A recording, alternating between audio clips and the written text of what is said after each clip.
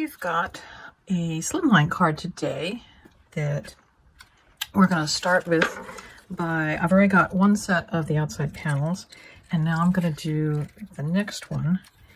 And I've just put score tape, 1/8 inch score tape along the bottom, and I've got the corners peeled back. Make it easy to assemble. And the nice thing is, by having the other one on there, so the corners are what has been peeled back.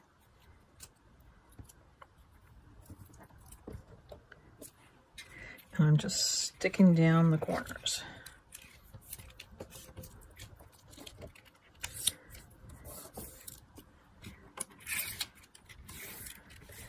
I have been using the Karen Burniston's crosshatch dies for slimline cards. So my card base is 8 3/4 by 7.5, and then I've just folded it in the middle and scored it really well with a bone folder. So there we have that.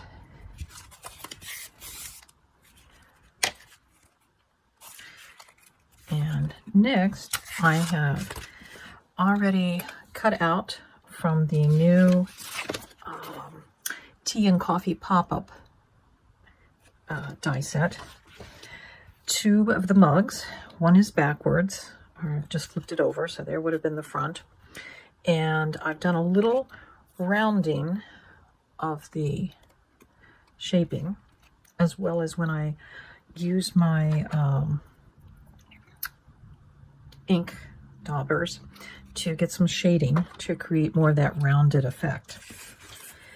And so those are the coffee cups. And it's also going to have a little cupcake in the middle. And this is from the previously released Cupcake Pop-Up.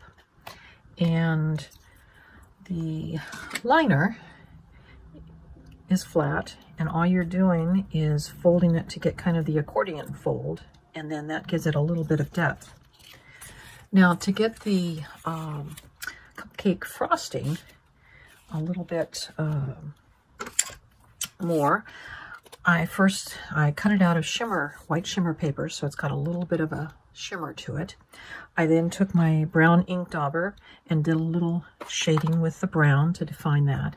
And then I took this with one of my bowl tip, usually you use these when you're doing flowers, but I did it on my black foam, and I just did it on those two to give it some depth. And if you don't have one of the fancy sets, this is packing from something that I had, and these are actually, I found it in the craft clay it's actually ceramic type tools. And next, to get them to pop up within the die set, it comes with little pop-up things. Here's some that I've already got folded, and I'll show you how you train the folds. There's top fold, and the next one, and then there's the tab fold.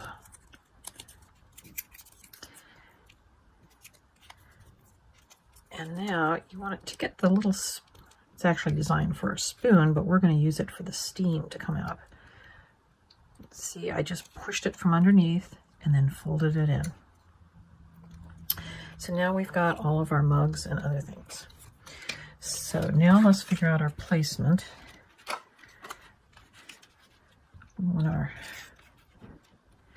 So if we get on our mat here, and as I said, this is 8 3/4 inches long. So if I center it over the lines, actually, why did I center it here? Where is that? Yeah, so here is the center. So this is I'm going to use the This one right here. So I'm going to take my glue and we will center this up. I realize this is going to be hard to see for you on camera, but I'm buttoning it up right up to the fold.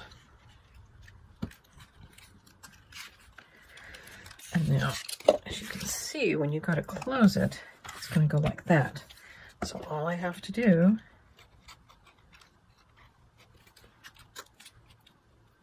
is push that down.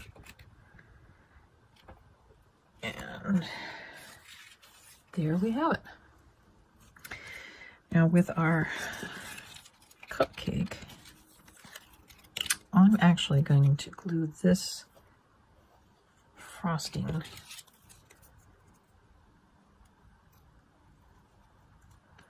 to the liner.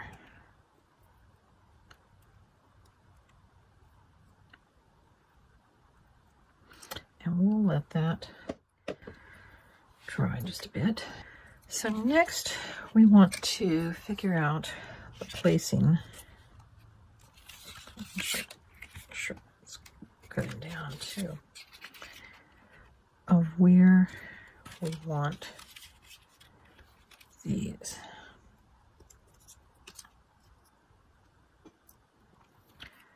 So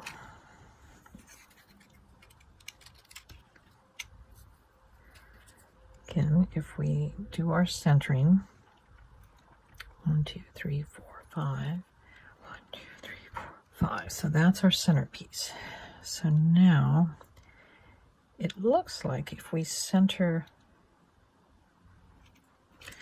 the tip of here with this line, we should be good. And again, we should be doing the same thing on that one.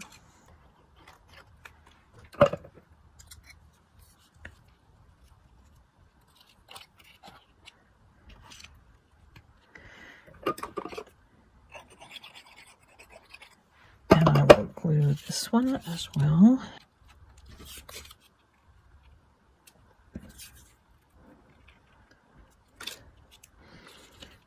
I'm just going to push those down.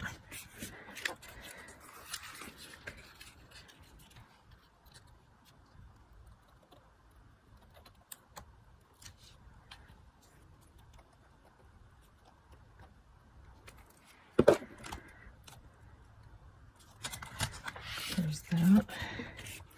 And there we have our platforms. Now I do want to have some steam coming out of the mugs, but I want to have it on what would be the spoon. So there's actually a die that cuts these little strips. Now I've cut mine out of plastic, and I'm going to, so I've put one arm on here, and I can see that that sticks up a little bit. So I'm gonna, I'm just gonna see how far that sticks up. So it looks like I need to trim off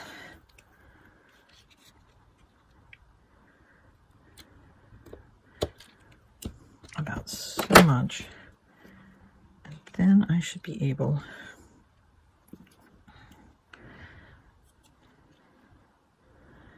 to put that there. And because that's plastic, I'm going to have to use some glue dots. So we'll get that. Also going to get my other one, which I've already put a glue dot on. And I will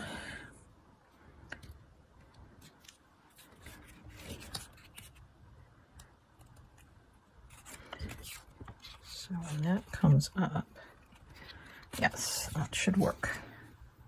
So I'm just taking foam dots. You could probably use foam squares. This happened to be what I have. And putting those on there. And I'm going to put and I put some extra little ones because of the folds here. Now I'm not putting it all the way to the floor, but as you can see, it goes there. And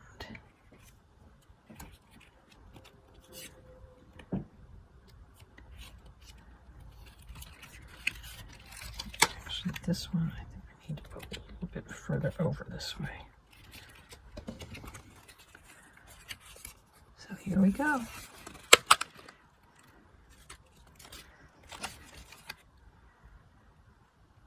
So we've got steam rising.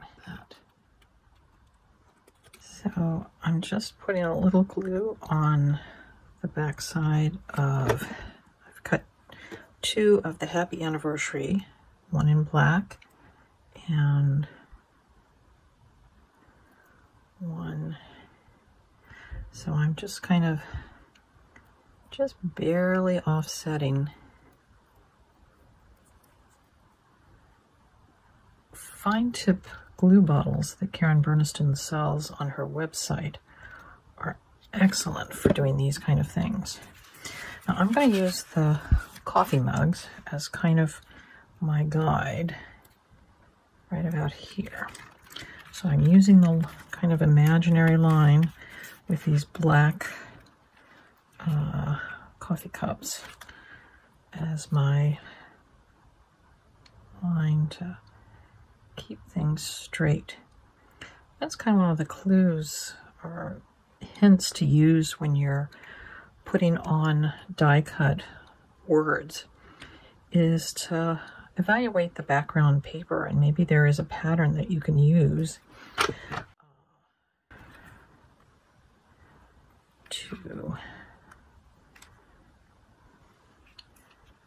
make it easy for yourself. With the cursive letters, it's a little easier since they're all connected. So we have our Happy Anniversary on there, and that was used, the word set 12 anniversary. Then I have die cut from Rectangles and Labels Crosshatch. The middle, this is actually what comes out when you cut the frame. We're going to put that right here. Then I have die cut a couple of the coffee mugs from the new Tea and Coffee Borders, as well as some coffee beans from that same set. So these are just going to be kind of subtle little things down here, and this is going to go up across the top. Get this centered. These little coffee mugs, but I'm not going to because I don't want to give them that much emphasis. Glue those on.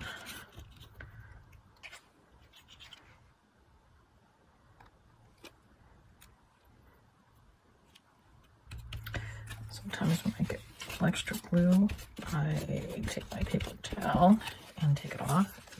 So then we will put, now what you'll see is I've got 2 strips of these.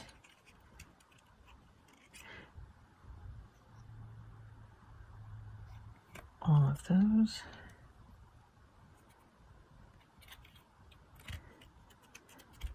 And hopefully I have cut the right length for this little additional piece.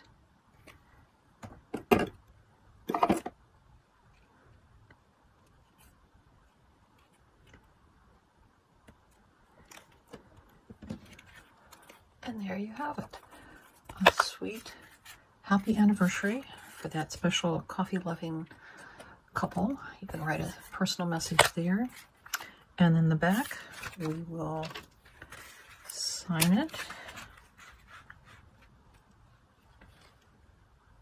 with the SSK 2024. So I've got my number 10 business size envelope, and I'm going to just put some little decorations on the back flap. I've cut from the Tea and Coffee Borders 2 mugs, and then the 2 little steamy pieces I've cut from vellum. So it's real simple. You're just going to put a little glue on the front side of that vellum, and it makes that nice little heart shape. And then to attach, I'm just putting glue on the back along the handle. And then as long as you put glue on all of the vellum, it's not going to be, you're not going to end up with that problem, because this vellum piece is so tiny. And then I'm just taking my paper towel and dabbing off the extra things. So there we have our envelope with our 2 little coffee cups, and it goes well with our coffee mug. I did end up taking a little bit of brown ink to kind of distinguish those mugs. So there we have it.